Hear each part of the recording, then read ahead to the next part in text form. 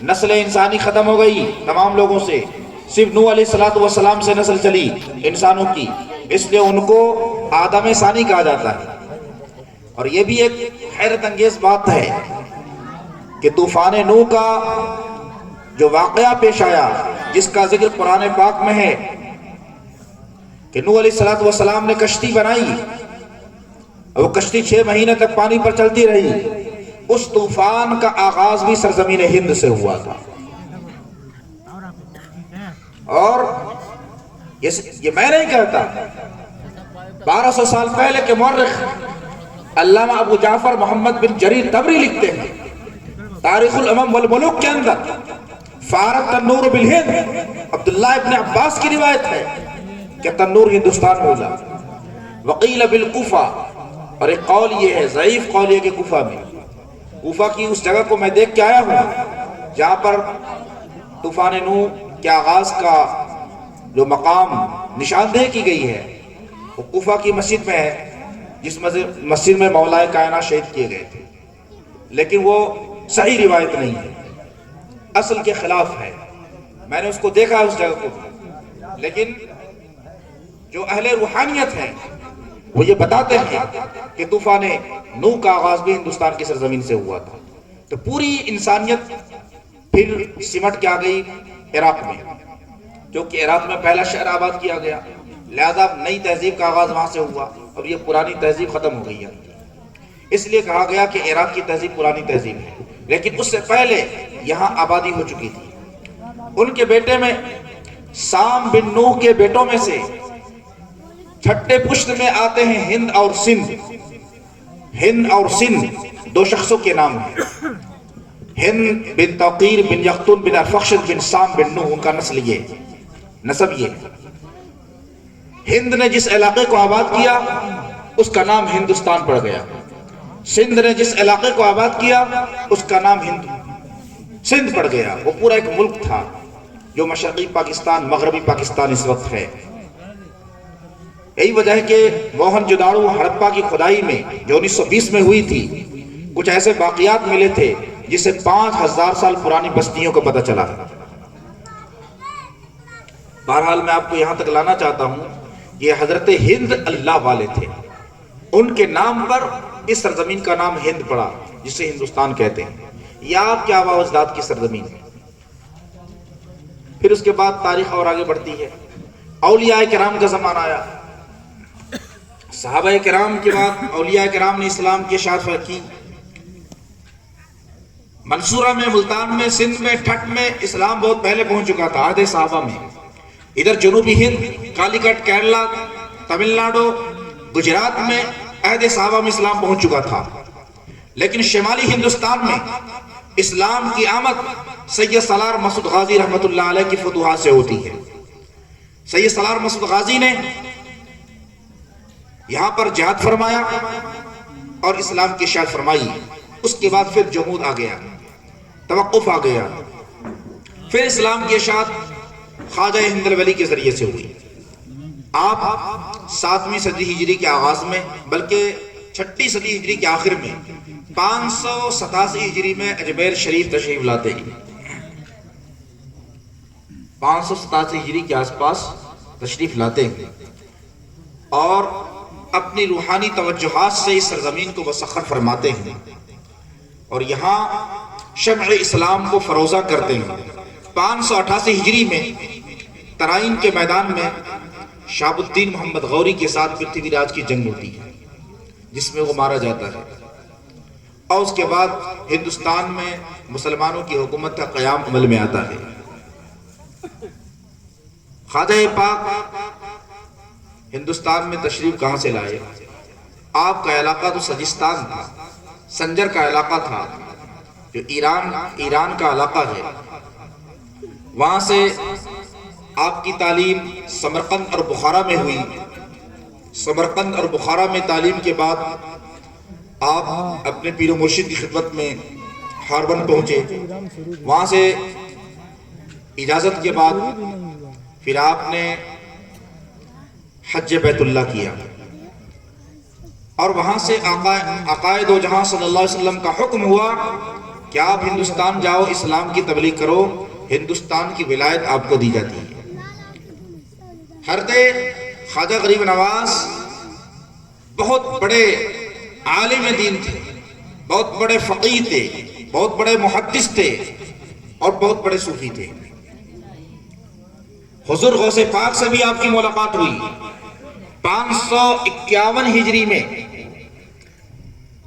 پہلی مرتبہ جب آپ بغداد تشریف لائے خواجہ غریب نواز، تو حضور غوث پاک سے آپ کی ملاقات ہوئی۔ اس وقت آپ نے بیعت بھی نہیں کی تھی۔ خواجہ غریب نواز پر جب آپ کی نظر پڑی تو آپ نے یہ نوجوان مقتدائے کامل ہوگا، اپنے زمانے کا مقتدا ہوگا، خلق کثیر اس سے فیض پائیں گے، زیادہ لوگ اس سے فیض پائیں گے۔ اور وہی ہوا کہ بڑی تعداد نے آپ سے فیض پایا۔ وہ تفصیلات میں چھوڑتا جا رہا ہوں کہ کیسے کیسے آپ ہندوستان آئے۔ بہت سارے شہروں کی سیاحت فرمائی، پورے مڈل ایسٹ کی سیر کرائی گئی خواجہ غریب نواز کو، کیونکہ جس سے کام بڑا لینا ہوتا ہے اس کا مشاہدہ بھی بڑا کرایا جاتا ہے، اس کی اسٹڈی بھی لمبی ہوتی ہے۔ تو خواجہ پاک ڈائریکٹ ہندوستان نہیں آ گئے حکم ملنے کے بعد، بلکہ ایک زمانہ آپ نے بغداد میں گزارا، عراق کی سرزمین پر گزارا۔ عراق کے علماء اور مشائخ آپ کے مرید ہوئے، وہاں آپ کی ولایت کا اور آپ کی کرامتوں کا شعرہ ہوا۔ پھر وہاں سے آپ تبریز تشریف لائے، ہرات تشریف لائے، بلخ آئے، قزوین آئے، ماوراء النہر آئے اور نیشاپور تشریف لائے۔ ان مقامات کو آپ نے فیضیاب فرمایا۔ بلخ غزنی ہوتے ہوئے آپ پھر لاہور آئے۔ لاہور میں حضرت داتا گنج بخش شجوری رحمۃ اللہ علیہ کے مزار پہ آپ نے 40 دن تک وہاں پہ چلہ مکمل فرمایا اور فیض حاصل کیا، اور یہ شعر لکھا: گنج بخش فیض عالم، مظہر نور خدا، ناقصارہ پیر کامل، کاملارہ رہنما۔ اس کے بعد آپ ملتان ہوتے ہوئے دہلی تشریف لائے۔ دہلی میں اس وقت نہ کوئی حکومت تھی، مسلمانوں کی آبادی نہیں، صرف بدایوں کا علاقہ ایسا تھا جہاں تھوڑے مسلمان آباد تھے، اور ادھر ناگور میں آباد تھے، باقی کہیں آبادی نہیں تھی۔ خواجہ پاک نے تبلیغ شروع فرما دی، اور دہلی سے اجمیر کے سفر میں ہی سینکڑوں کی تعداد میں لوگ آپ کے ہاتھ مشرب اسلام ہوئے۔ ٹی ڈبلیو آرنلڈ جو ڈاکٹر اقبال کے استاذ ہیں، پروفیسر عربی ڈپارٹمنٹ لندن یونیورسٹی، وہ اپنی کتاب دا پریچنگ آف اسلام کے اندر لکھتے ہیں: On his way to Ajmer, he said, have to converted as many as 700% in the city of Delhi۔ یعنی خواجہ غریب نواز نے صرف دہلی سے اجمیر کے راستے میں کہا جاتا ہے کہ 700 افراد کو داخل اسلام فرمایا۔ یہ ایک غیر مسلم مورخ کی شہادت ہے۔ سیر الاولیاء جو 8ویں صدی ہجری کا مستند تذکرہ ہے، اور خواجہ نظام الدین اولیاء رحمۃ اللہ علیہ کی حالات پر سب سے اہم کتاب مانی جاتی ہے، بلکہ سلسلہ چشتیہ پر پہلی ماخذ والی کتاب ہے، جس میں تمام صوفیہ چشت کے تذکرے ہیں۔ اس میں لکھا ہے سید محمد مبارک کرمانی نے: وصول قدم مبارک آفتاب اہل یقین، کہ بحقیقت معین الدین بود ظلمت ای دیار بنور او منور گشت۔ اس آفتاب اہل یقین کی آمد سے جو حقیقت میں معین الدین ہے، اس دیار کی ظلمت کافور ہوئی اور شعاع اسلام سے یہ سرزمین منور ہوئی۔ اکبر کے عہد کا مورخ ابو الفضل نے آئین اکبری میں لکھا ہے، وہ آج بھی 400 سال پہلے کی کتاب ہے، میرے پاس اس کا فارسی ایڈیشن موجود ہے۔ اس میں لکھتا ہے: ازلت گزین باجمیر شد و فراواں چراغ بر افروخت و گروہا گروہ مردم بہرہ بر گرفتن۔ اجمیر میں فروکش ہوئے، اقامت اختیار فرمائی، اور آپ نے چراغ ہدایت روشن فرمایا، اور گروہ در گروہ لوگ دین اسلام میں داخل ہو گئے۔ حضرات محترم، خواجہ پاک نے اسلام کی تبلیغ کیسے فرمائی؟ آج بھول گئے؟ خواجہ پاک کے پاس کون سی طاقت تھی کہ پورا ہندوستان آج ان کی طرف جھکا جا رہا ہے؟ وہ کون سی قوت تھی جس کا انہوں نے استعمال فرمایا؟ وہ اسلام کی اصل باطنی قوت تھی، اسلام کا روحانی نظام تھا، اسلام کی روحانی قوت تھی، جس کے ذریعے سے خواجہ پاک نے ہندوستان کے دلوں کو مسخر فرمایا اور وہ کام کیا جو اللہ تعالیٰ نے نبیوں سے لیا۔ پیغمبروں والا کام آپ کو کرنا پڑا ہندوستان میں۔ آج مسلمان کیوں پریشان ہیں؟ مسلمانوں کو تو پریشان ہونے کی ضرورت ہی نہیں تھی۔ جس کے پاس ایسی عظیم شخصیات موجود ہوں، اتنی عبقری روحانی شخصیات موجود ہوں کہ جن کے اشارے سے حکومتیں بدل جایا کرتی ہیں، کیا اس قوم کو پریشان ہونے کی ضرورت ہے؟ جن کے پاس محبوب الہی جیسی شخصیت ہو، جو فرماتے ہیں ہنوز دلی دورست، راستے میں بادشاہ کا کام ہو جاتا ہے۔ جن کے پاس قطب الاقطاب خواجہ قطب الدین کے بختیار کاکی جیسی عظیم روحانی شخصیت موجود ہو، جن کے پاس حضرت سیدنا مخدوم اشرف جہانگیر سمنانی جیسی عظیم شخصیت موجود ہو، آج وہ قوم اگر پریشان ہے تو اس لیے پریشان اپنے شامت اعمال کی وجہ سے پریشان ہے، اپنی گناہوں کی وجہ سے پریشان ہے، ورنہ دنیا کی کوئی طاقت قوم مسلم کو خوف زدہ نہیں کر سکتی ہے۔ نہ کے اندر یہ قوت ہے کہ مسلمانوں پر غلبہ حاصل کر سکیں۔ قرآن نے کہہ دیا ہے لا تہنوا ولا تحزنوا وانتم الاعلون ان کنتم مؤمنین، تم غم نہ کرو، خوف زدہ نہ ہو، تم ہی غالب رہو گے اگر تم مسلمان ہو جاؤ۔ حقیقت یہ ہے کہ حقیقت ایمان سے ہم بے خبر ہو چکے ہیں۔ ہمارا جو روحانی نظام ہے اس سے ہمارا رشتہ کٹ چکا ہے، ہم مادیت کی طرف آ چکے ہیں، ظاہری نظام کو فالو کر رہے ہیں۔ اصل جو قوت تھی صوفیاء کرام کی وہ ختم ہو چکی ہے ہمارے درمیان سے۔ آج جو مسائل پیدا ہو رہے ہیں اس کا حل صرف اسلام کی روحانی نظام ہے، جس کو صوفیزم کہا جاتا ہے۔ تصوف کے بغیر یہ قوم زندہ نہیں رہ سکتی۔ تصوف کو دلوں سے نکال دیا گیا۔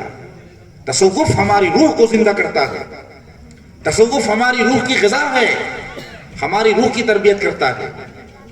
آج اسی سے یہ قوم دور ہو چکی، رسم و رواج میں مبتلا ہو چکی ہے۔ ہماری خانقاہیں خانقاہیت سے درگاہیت کی طرف آ گئی ہے، اور وہاں بھی سارا فوکس رسم و رواج پہ ہو رہا ہے، چادر گاگر پہ ہو رہا ہے، چڑھاوے پہ ہو رہا ہے، نظر و نیاز پہ ہو رہا ہے۔ اصل جو ان کی روحانی تعلیمات تھی ان کو بھلا دیا گیا۔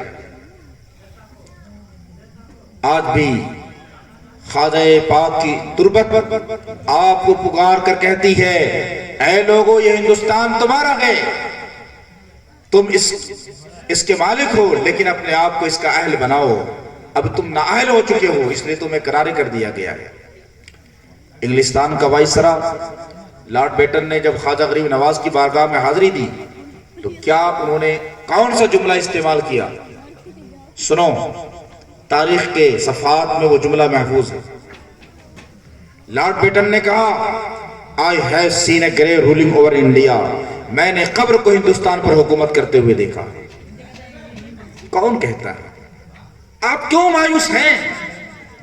مایوسیوں کی دلدل سے نکلے۔ ہمارا مذہب مایوسی نہیں سکھاتا، بلکہ امید کی کرن ہمارے سامنے ہر وقت ہوا کرتی ہے۔ جہاں میں اہل ایمان صورت خورشید اٹھتے ہیں، ادھر ڈوبے ادھر نکلے، ادھر ڈوبے ادھر نکلے، تو کہیں پر سورج غروب ہوتا ہے، کہیں نکلتا ہے۔ پریشان ہونے کی ضرورت نہیں ہے، بس آپ کو اصل ٹریک پر آنے کی ضرورت ہے۔ آپ بھٹک چکے ہیں اپنے مشن سے، اپنے مشن کی طرف آئیے، صوفیاء کرام کے راستے پر آئیے۔ یہ مجلس سما کیوں آراستہ کی جاتی ہے؟ اس کی حقیقت ہے، اس پر بڑے اعتراضات ہوئے، علماء کرام نے اس پر اعتراض کیا۔ خواجہ نظام الدین اولیاء رحمت اللہ علیہ کے زمانے کی بات ہے کہ مناظرہ ہو گیا۔ اس وقت کے جو مفتی اعظم تھے بادشاہ کو ورغلایا کہ یہ سما کی اسلام میں کوئی حقیقت نہیں ہے، یہ ناجائز ہے، یہ لوگ رقص کرتے ہیں، گاتے ہیں، بجاتے ہیں، ان کو منع کیا جائے۔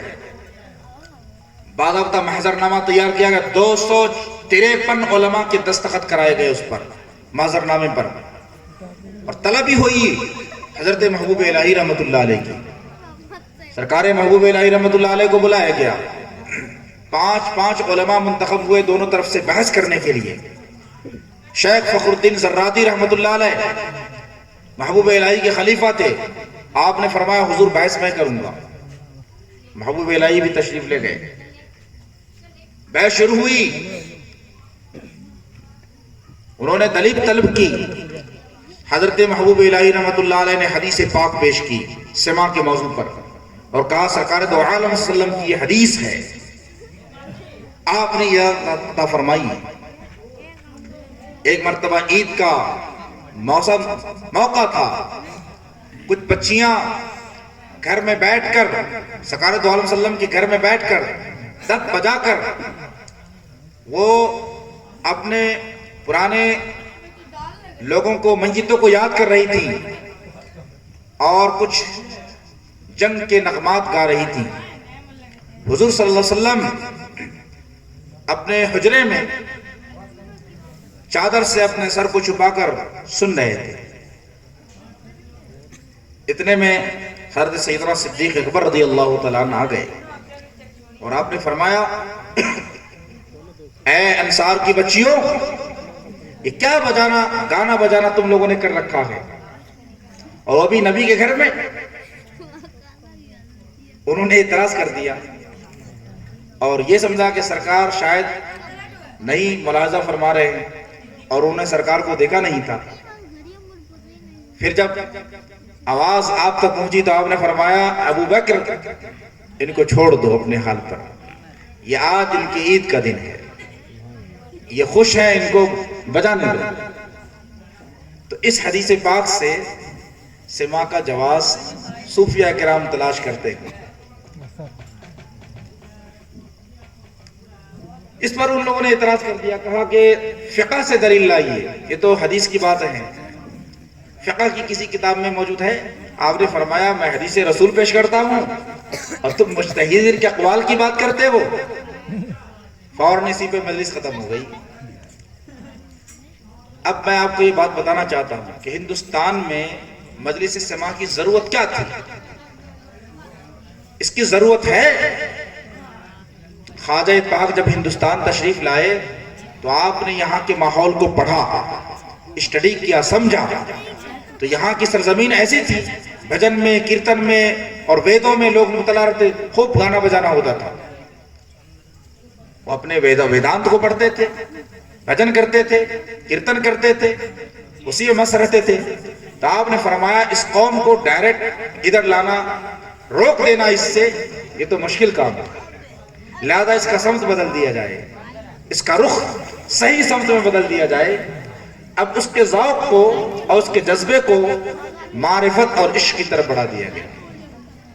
سما کی مجلس قائم کر کے اس ذوق کو صحیح سمت میں ڈال دیا گیا تاکہ ان کا بھی ذوق پورا ہو جائے اور اسلام کی تبلیغ و اشاعت کا کام بھی ہو جائے۔ تو خواجہ پاک نے تیر و تفنگ کی جگہ پر مجلس سما کا استعمال فرمایا، اور جب لوگ سما کی مجلسوں میں بیٹھتے تھے تو آپ ان کے قلوب پر توجہ ڈالتے تھے اور آپ کی توجہ باطنی سے ان کے قلوب روشن ہو جاتے تھے، ان کے اندر ذوق پیدا ہو جاتا تھا، شوق پیدا ہو جاتا تھا، وجہ طاری ہو جاتا تھا، حال طاری ہو جاتا تھا، اور وہ لوگ مقام عرفان پر پہنچ جاتے تھے اور ایک ایک وقت میں کئی مقامات طے کر لیتے تھے۔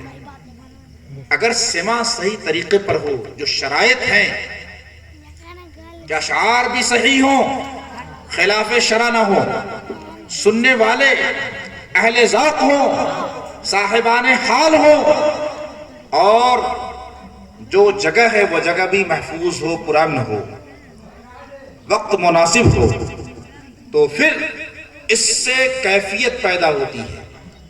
آج لوگ سما کے آداب ہی سے واقف نہیں، حتیٰ کہ قوال حضرات واقف نہیں، بے وضو ہو کر بیٹھتے ہیں سما کی مجلس میں۔ بے وضو کبھی ہمارے مشائخ نے سما نہیں کیا، خواہ وہ پڑھنے والا ہو یا سننے والا ہو۔ اگر بے وضو ہو کر بیٹھیں گے تو سما کا فائدہ حاصل نہیں ہوگا، کیفیت حاصل نہیں ہوگی۔ اس میں شرط ہے باوضو ہو اور دل ہر طرح کے وسوسوں سے خالی ہو،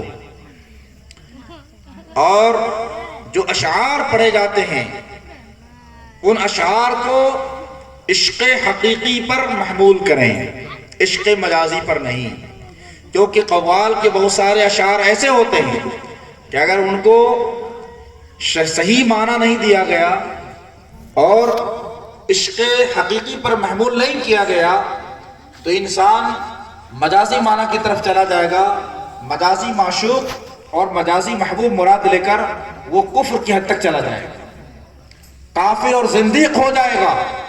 اس وجہ سے ان کو بیٹھنے کی اجازت نہیں دی جاتی ہے، سماع کی مجلس میں سارے لوگ بیٹھ بھی نہیں سکتے، لیکن چونکہ یہ زمانہ پستی کا زمانہ ہے، روحانی پستی، علمی فکری زوال، ہر اعتبار سے وہ شرطیں پوری ہونی مشکل ہیں، پھر بھی کوشش کی جائے کہ کچھ شرطوں کی رعایت کی جائے، باوضو بیٹھیں اور توجہ کے ساتھ کلام کو سماعت کریں، جب وجد طاری ہو تو وجد کریں، بلا وجہ رقص نہ کریں، بغیر وجہ طاری ہوئے رقص کرنا یہ جائز نہیں ہے، یہ دکھاوا ہے اور دکھاوے کو شریعت نے منع کیا ہے۔ اس لیے جب وجہ طاری ہو تبھی آدمی وہ تو بے اختیار ہو جاتا ہے، رقص کرتا ہے، اور اس حالت میں اس کو مشاہدہ حق حاصل ہوتا ہے، جب روح بھڑکتی ہے تو مشاہدے کی منزل پہ پہنچ جاتی ہے۔ اعلیٰ حضرت امام اہل سنت رضی اللہ تعالیٰ عنہ سے سوال کیا گیا سماع کے بارے میں کہ سماع جائز ہے یا نہیں۔ اب میں آپ کو اعلیٰ حضرت کا حوالہ دیتا ہوں، 14ویں صدی ہجری کے مجدد کیا فرماتے ہیں، فتاوی رضویہ کے 9ویں جلد کے اندر یہ مسئلہ بہت تحقیق تفصیل کے ساتھ ہے، آپ نے 4 صورتیں بیان فرمائی ہیں سماع کی، 4 صورتوں میں سے 3 صورتوں کو ناجائز قرار دیا، فرمایا صرف ایک صورت جائز ہے، السماع جائز لأہلی وغیر جائز غیر اہلی، سماع اہل کے لیے جائز ہے اور نہ اہل کے لیے ناجائز ہے، صاف بات کر دی انہوں نے۔ سماع بر وجہ لہو لعب حرام ہے، لہو لعب کے طور پر سماع نہیں ہونا چاہیے۔ قوال حضرات بھی سنیں، اور میں قوال حضرات پر کو مبارکباد دینا چاہتا ہوں کہ آپ لوگ سناتے ہیں، تھوڑا سا اپنا دل کا قبلہ درست کر لیں، جو آپ کلام پیش کرتے ہیں عارفانہ کلام، اس کو دل سے پیش کریں، پیسے اور نوٹ حاصل کرنے کے لیے نہیں پیش کریں۔ آپ کی نظر چونکہ پیسے پر زیادہ ہوتی ہے اس لیے وہ تاثیر آپ کے اندر نہیں پیدا ہوتی ہے، وہ ذوق اور شوق آپ کے اندر نہیں آ پاتا، ورنہ اگر قوال حضرات اشعار کو صحیح سے سمجھ کے پڑھ لیں وہ اللہ کا ولی بن جائے۔ ان سب سے گزارش ہے کہ آپ شریعت کے پابند بن جائیں، اپنے چہرے پر سنتوں کا نور سجا لیں اور شریعت کے مطابق سماع کی مجلسوں کو آراستہ کریں، یقیناً آپ کے کلام میں تاثیر بھی پیدا ہوگی اور اہل مجلس کے اندر ذوق بھی پیدا ہوگا۔ تو ان شرطوں کی رعایت کرنے کی ضرورت ہے، اگر کریں گے تو انشاءاللہ وہ تاثیر حاصل ہوگی۔ آج بھی اس سے بڑا کام لیا سکتا ہے، ہمارے بزرگوں نے تیر و تلوار کی جگہ پہ اسی سماع کا استعمال کیا اور عشق کی تلوار سے دلوں کو فتح کر ڈالا، کفر و شرک کی زنجیروں کو کاٹا ہے۔ کاش اس رمز کو ہمارے ہندوستان والے سمجھ لیتے۔